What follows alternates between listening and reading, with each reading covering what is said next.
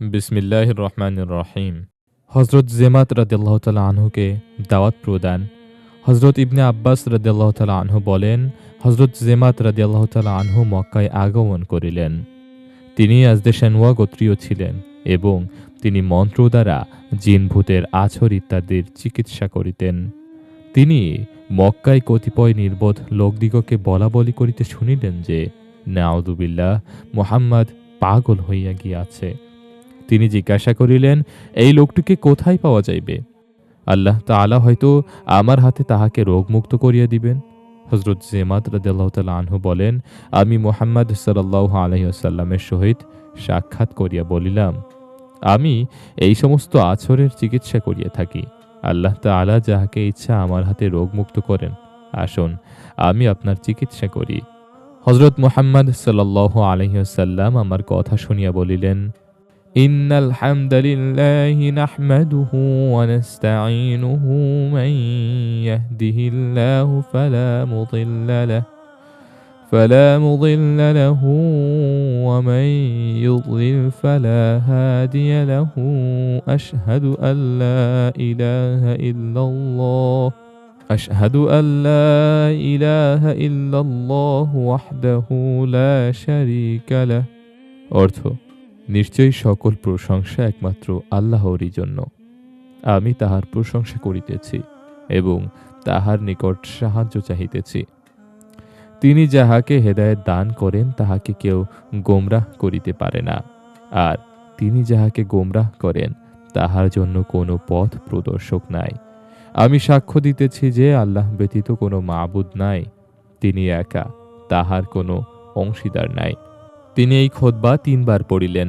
হযরত জেমাত রাদিয়াল্লাহু তাআলা আনহু বলিলেন, খোদার কসম, আমি জ্যোতিষীদের কথা, জাদুকরদের কথা এবং কবিদের কথাও শুনিয়াছি, কিন্তু এই কথাগুলির ন্যায় কোনো কথা কখনো শুনি নাই। আপনার হাত দিন, আমি আপনার হাতে ইসলামের উপর বাইয়াত হইব, অর্থাৎ ইসলাম গ্রহণ করিব। রাসূলুল্লাহ সাল্লাল্লাহু আলাইহি ওয়াসাল্লাম তাহাকে বাইয়াত করিলেন এবং বলিলেন, এই বাইয়াত তোমার কওমের জন্য। তিনি বলিলেন, আচ্ছা, আমার কওমের জন্য। পরবর্তীকালে নবী করিম সাল্লাল্লাহু আলাইহি ওয়াসাল্লাম এক লস্কর প্রেরণ করিলেন। তাহারা হযরত জেমাত রাদিয়াল্লাহু তাআলা আনহু এর কওমের নিকট দিয়া অতিক্রম করিল। লস্করের আমির দলের লোকদিগকে জিজ্ঞাসা করিলেন, তোমরা কি এই কওমের কোনো জিনিস লইয়াছ? এক ব্যক্তি বলিল, আমি তাহাদের একটি লোটা লইয়াছি। আমির বলিলেন, ফিরাইয়া দাও, কারণ ইহারা হযরত জেমাত রাদিয়াল্লাহু তাআলা আনহু এর কওম। অপর এক রিওয়ায়াতে আছে, হযরত জেমাত রাদিয়াল্লাহু তাআলা আনহু নবী করিম সাল্লাল্লাহু আলাইহি ওয়াসাল্লামের খুতবা শুনিয়া বলিলেন, আপনার কথাগুলো আবার বলুন, কারণ আপনার এই কথাগুলি আরবি সাহিত্য সমুদ্রের গভীর তলদেশ পর্যন্ত পৌঁছিয়া গিয়াছে। বিদআহ। আব্দুর রহমান আদভী রহমাতুল্লাহি আলাইহি বলেন, হযরত জেমাত রাদিয়াল্লাহু তাআলা আনহু বলিয়াছেন যে, আমি উমরার উদ্দেশ্যে মক্কায় আসিলাম। একদিন এক মজলিসে বসিলাম, যেখানে আবু জেহেল, উতবা ইবনে রাবিয়া ও উমাইয়া ইবনে খালাফ ও উপস্থিত ছিলেন। আবু জাহেল বলিল, এই ব্যক্তি আমাদের মধ্যে বিভেদ সৃষ্টি করিয়া দিয়াছে, আমাদিগকে নির্বোধ বলিতেছে, আমাদের মৃতদেরকে গোমরা বলিতেছে, আর আমাদের মাবুদগুলির নিন্দা করিতেছে। উমাইয়া বলিল, নিঃসন্দেহে লোকটি পাগল। নাউযুবিল্লাহ।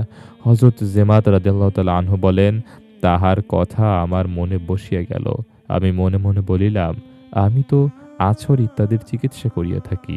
সুতরাং আমি উক্ত মজলিস হইতে উঠিয়া রাসূলুল্লাহ সাল্লাল্লাহু আলাইহি ওয়াসাল্লামকে তালাশ করিতে লাগিলাম, কিন্তু সারাদিন তালাশ করিয়াও তাহাকে পাইলাম না।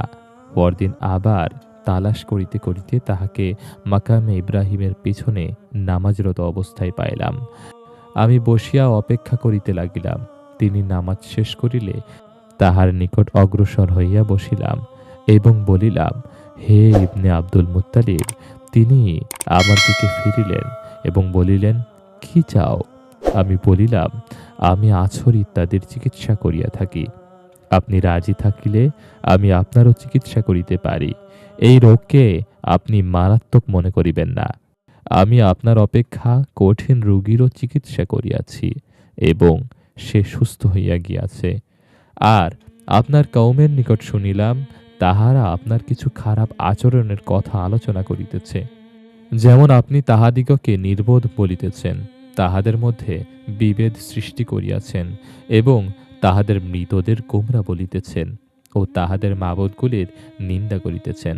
আমি শুনিয়া ভাবিলাম, এরূপ কাজ তো একমাত্র পাগল অথবা জিনভূতের আছরযুক্ত ব্যতীত আর কেহ করিতে পারে না। রাসূলুল্লাহ সাল্লাল্লাহু আলাইহি ওয়াসাল্লাম বলিলেন, আলহামদুলিল্লাহি নাহমাদুহু ওয়া নাস্তাঈনুহু ওয়া নু'মিনু বিহি ওয়া নাতাওয়াক্কালু আলাইহি মান ইয়াহদিহিল্লাহু ফালা মুদিল্লা লাহু ওয়া মান ইউদ্লিলহু ফালা হাদিয়া লাহু ওয়া নাশহাদু আল লা ইলাহা ইল্লাল্লাহু ওয়াহদাহু লা শারীকা লাহু وأشهد أن محمدا عبده ورسوله। অর্থ, সকল প্রশংসা আল্লাহর জন্য। আমি তাহার প্রশংসা করিতেছি এবং তাহার সাহায্য চাহিতেছি, আর তাহার প্রতি ঈমান আনয়ন করিতেছি এবং তাহার উপর ভরসা করিতেছি। তিনি যাহাকে হেদায়েত দান করেন তাহাকে কেহ গোমরাহ করিতে পারে না, আর তিনি যাহাকে গোমরাহ করেন তাহাকে কেহ হেদায়েত দিতে পারে না। আমি সাক্ষ্য দিতেছি যে আল্লাহ ব্যতীত কোনো মাবুদ নাই, তিনি একা, তাহার কোনো অংশীদার নাই। আর সাক্ষ্য দিতেছি যে মুহাম্মদ তাহার বান্দা ও তাহার রাসূল। হযরত যেমাত রাদিয়াল্লাহু তাআলা আনহু বলেন, আমি এমন কালাম শুনিলাম যাহা অপেক্ষা সুন্দর কালাম আর কখনো শুনি নাই। আমি তাহাকে আবার বলিতে বলিলাম, তিনি পুনরায় বলিলেন। আমি বলিলাম, আপনি কোন জিনিসের প্রতি দাওয়াত দিতেছেন? তিনি বলিলেন, আমি এই দাওয়াত দিতেছি যে তুমি আল্লাহর উপর ঈমান আনিবে, তিনি একা, তাহার কোনো অংশীদার নাই, আর মূর্তি পূজা ঘাড় হইতে নামাইয়া ফেলিবে এবং এই সাক্ষ্য দিবে যে আমি আল্লাহর রাসূল। বলিলাম, আমি যদি এইরূপ করি তবে কি পাইব? তিনি বলিলেন, তোমার জন্য বেহেশত। আমি বলিলাম, আমি সাক্ষ্য দিতেছি যে আল্লাহ ব্যতীত কোনো মাবুদ নাই, তিনি একা, তাহার কোনো অংশীদার নাই, আর মূর্তি পূজা ঘাড় হইতে নামাইয়া ফেলিলাম এবং উহাদের সহিত নিঃসম্পর্কতার ঘোষণা দিলাম। আর সাক্ষ্য দিতেছি যে আপনি আল্লাহর বান্দা ও তাহার রাসূল। অতঃপর আমি বেশ কিছুদিন রাসূলুল্লাহ সাল্লাল্লাহু আলাইহি ওয়াসাল্লামের নিকট রহিলাম এবং কোরআনের অনেকগুলি সূরা শিখিবার পর নিজের কওমের নিকট ফিরিয়া আসিলাম। আব্দুল্লাহ ইবনে আব্দুর রহমান আদভী রাহমাতুল্লাহি আলাইহি বলেন, পরবর্তী সময়ে রাসূলুল্লাহ সাল্লাল্লাহু আলাইহি ওয়াসাল্লাম হযরত আলী ইবনে আবি তালিব রাদিয়াল্লাহু তাআলা আনহুকে এক জামাতের আমির বানাইয়া পাঠাইলেন। উক্ত জামাতের লোকেরা এক স্থান হইতে 20টি উট ধরিয়া হাঁকাইয়া আনিল। হযরত আলী রাদিয়াল্লাহু তাআলা আনহু পরে জানিতে পারিলেন যে উক্ত উটগুলি হযরত যেমাত রাদিয়াল্লাহু তাআলা আনহু এর কওমের।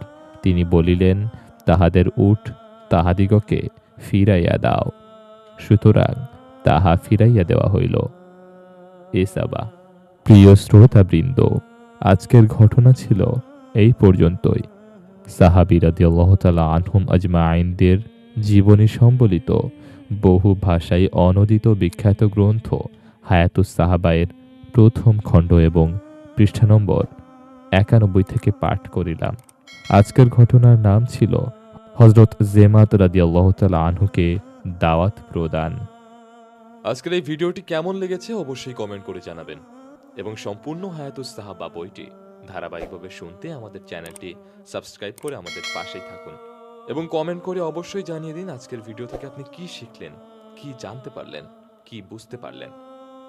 এবং আজকের ভিডিওটি যদি ভালো লেগে থাকে অবশ্যই আপনার বন্ধুর কাছে, আপনার প্রিয়জনের কাছে শেয়ার করুন, যাতে তাহারাও ইসলামের স্বর্ণযুগের কাহিনী সাহাবী রাদিয়াল্লাহু তাআলা আনহুম আজমাইনদের জীবনী জানতে পারে, শুনতে পারে, বুঝতে পারে। আজকের মতো এই পর্যন্তই। ইনশাআল্লাহ দেখা হবে পরবর্তী ঘটনাতে। ততক্ষণ পর্যন্ত ভালো থাকুন, সুস্থ থাকুন এবং আমাদের সাথেই থাকুন। আল্লাহ হাফেজ।